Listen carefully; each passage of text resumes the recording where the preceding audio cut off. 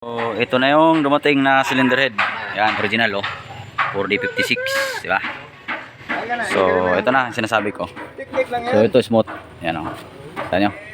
So, pag inangat natin dito, dulo-dulo, inugan natin, walang play. Ibig sabihin, pantay lahat, hindi nakaangat yun dito. So, yung isang kinalas na cylinder head is replacement na yun. No? Kaya nakatukod yung dito gitna niya. So, ngayon kahit na tukod-tukuran natin dito, wala na siya. Hindi na tumitikwas yung camshaft. Smooth. Ikutin. Ano? So, isisit na natin to ngayon. No? Para kabit na natin to bukas. Sisitin ko muna yung mga camshaft cap. Then, chichikin ko yung mga barbula. Kasi tulad nito, mga lubog. Yan yung apat. Lubog yung apat. Titingnan ko kung maganda pa yung valve set, no? Tapos yung barbula. Kapag kapangit na yung barbula, tatanggalin natin yung nandun sa isang cylinder head ng barbula. Ililipat natin dito, tapos i-grind valve na lang natin. So, importante muna, mapaikot natin to, no? Lagyan muna natin mga camshaft cap, then kung smooth siya, umikot. Kasi hindi rin pwede sobrang luwag to, kasi tatalsik yung ating langis. Sabihin nila blue bay, diba? So, okay. Yun muna natin gagawin muna. Ikabit ko muna yung mga cap. Alright, so balik dito. Nisul natin yung cylinder head. Ayan, camshaft natin, maganda na yung ikot. Naka-grind valve na tayo. Lahat ng barbula, no? So, binalik lang natin yung barbula niya. Ginawa lang is na grind valve. Palit ng valve seal. Ayan, palit ng valve seal. Tapos yun na. Sinalpak na namin. Ayan, meron din siyang bagong intake saka exhaust gasket. So, tinatorok ko na, no? So, ayan na. Kakabit na natin yung rocker arm shaft. Linisin natin tong then timing na natin bago natin ikabit lahat yung mga kulang, no? So, mag-clearance muna natin tayo mamaya. Okay? Ayan. Kailangan tapusin. Yari na. So, belt na lang lalagyan namin, tsaka yung shroud. Tapos yung upper na radiator hose. Ayan. Pandara. Laki-laki din inabot ito, no? Laki-laki din inabot. Yung head pa lang, tsaka yung kasi nauna tayo bumili ng camshaft tsaka cap. American arm pa pala, no? Dalawa. Tapos belt. Siguro may din to. Mga 20. No? Pati libor. Pati libor. Mas luma yung naikabit namin na belt Baklasan nyo. Ulit. Palitan nyo yan. Yari. Nalagay ko itong shroud yung radiator shroud. Yan. Yun ang kanyang radiator shroud.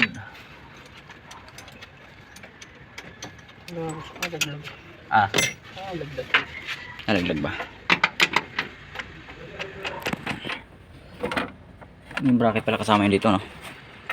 Yan, so kabit ko muna tong bracket ng reservoir ng power steering. Lagyan ng ATF, no?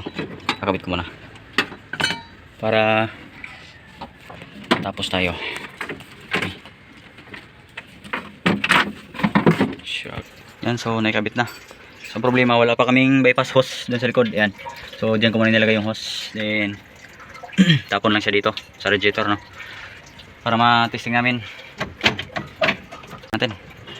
Sana walang bulwak. Yan. Heater. Ayan, namatay. Bah, dahil laman mara. Arahin laman ng trodo.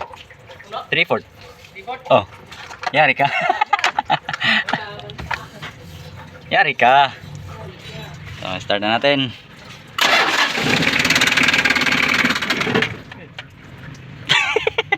Gabi.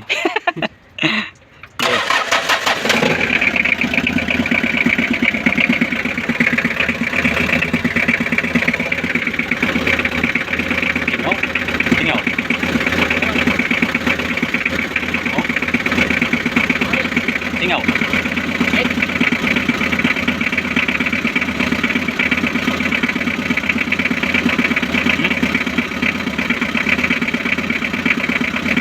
Yun, so kala ko may problema yung head na naikabit namin, ano? Hindi na namin tinistik. Nilinis na lang signal box. So nakalimutan ko yung hose nga pala, mula sa gripo eh nakasupsop doon sa bypass. So inisip ko bakit may pressure. Nagkaroon ng pressure yung tubig sa radiator. So nakadirect nga pala yung ano namin, yung hose. Tuloy-tuloy lang yung flow ng tubig. So kaya inisip ko tuloy may singaw. Buti na lang mabilis na masama kung mag-isip na nakasupsop pala yung hose.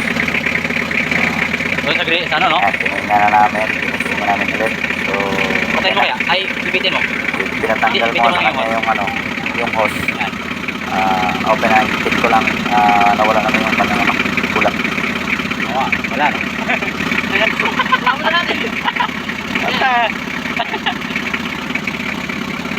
Taas ang minor, no? Taas. Babaan mo kaya? Cheese. Akala ko singaw eh.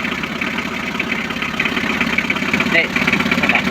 So dito nga, sabi ko, i-adjust muna namin yung minor. Masyadong mataas yung minor. Diba? Then yung under ng makina is masyadong malagatak o para siyang may fuel na. So sabi ko, i-adjust muna namin. Kasi Hindi mo maingay yung talagang adjustment, no? maingay. Hindi maganda Rip mo daw. pakinggan. Rip mo daw, danda. So, sobrang ingay, no? Kaya kailangan namin subukan na i-recharge yung ano, engine pump. Eh, hindi naman namin ito ginalaw mula nung pinalas namin. Kung ano yung position niya, kung ano yung potential, yun pa rin yun. So, sabi ko, i-adjust namin. So, baka sakaling magbago. So, yun nga, in-adjust namin.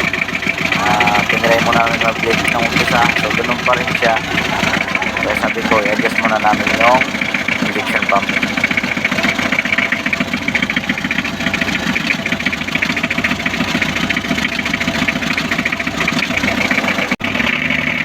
Ang fuel lock, no? So ayan, napakalakas na ng fuel lock, no? Tapos yung injector sa number 4 meron pang singaw. So inayos muna namin, Ang ingay nitong ano? ipitan, no? Dapat to, ano? Ibalik natin sa original. So malakas talaga yung fuel lock, hindi maganda yung Meron kaya ako yan eh. tunog ng makina. Yung ano, clutch pan. Atrasan kaya natin.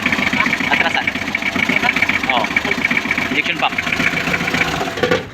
Saan? Dito. Luwagan mo yung 12 dito. Oo. Atrasan natin. So, masyadong ano, malagatak. Parang fuel lock. So, ha? Oh, 12. Kung meron ka sakit, pwede din yung sakit. Abot yan. So, i-adjust muna namin yung ano, yung injection pump. So, parang masyado siya naka-advance. Malagatak masyado. Ito mapalag. Gawin muna namin. Yan, so, i-adjust namin yung ano, injection pump. Kasi tingin ko fuel lock talaga. Masyadong advance yung ano, delivery ng fuel. So, pinihit muna namin pa atras. Tingnan namin kung magbabago.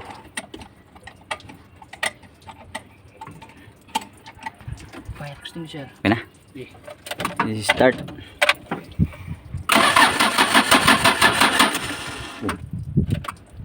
What happened?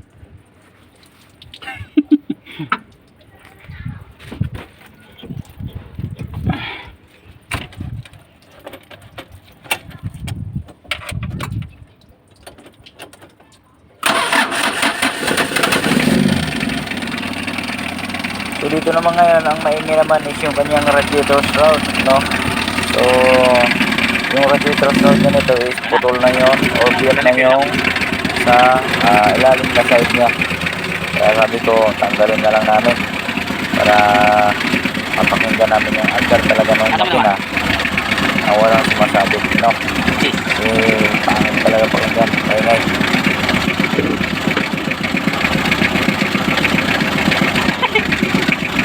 Susi.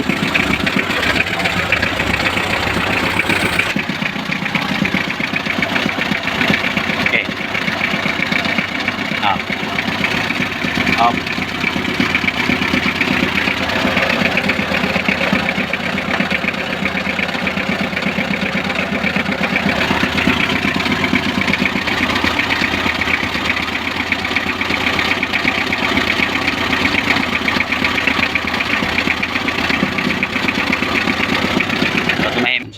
time na si Mar.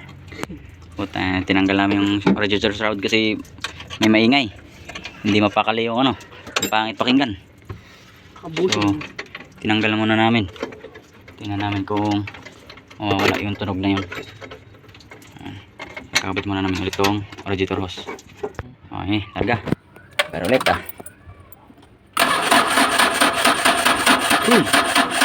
Uy, spark. Ha? Starter yun. Bagal yung battery natin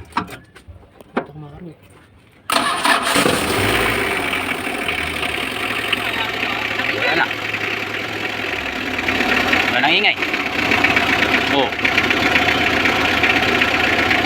Tahimik. Yari na.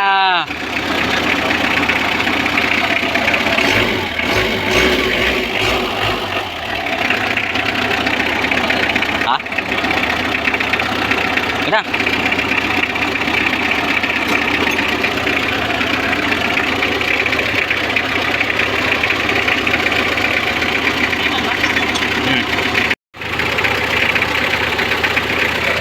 Alright, so ayan na. Mandar na. Tinanggal namin yung radiator shroud. Ayun o. Di tinatamaan ng LC. Kaya pala maingay. So yung tinanggal namin, wala na. Normal na yung kanyang andar. Tahimik. Okay. So goods na. Nakailaw yung ating engine oil indicator. Dito sa itaas naman, meron naman siyang oil. Ayan, nakikita nyo merong oil. So baka hindi unit lang yun. So dito naman, kala ko kanina merong pressure, no.